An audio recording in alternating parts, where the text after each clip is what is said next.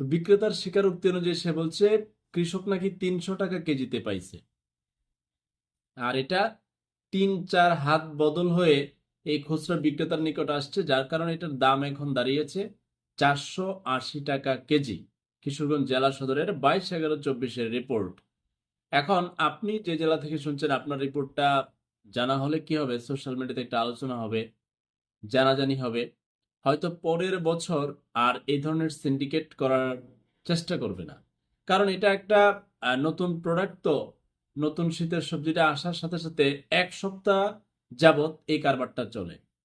পালং শাক প্রথম যেদিন বাজারে আসছে 50 টাকা আটি, এখন দাম কমে আসছে। ঠিকই ভাবে পেঁয়াজের পাতা, তারপরে বিচিওয়ালা সিম, যেটাই নতুন আসে এটা 1 সপ্তাহের মধ্যে একটা বিশাল পয়সার লেনদেন হয়। এটা কি সত্যিকার অর্থে কৃষক পায় কিনা, এটা আমার জানার একটু আগ্রহ তৈরি হয়েছে। যাদের জানা আছে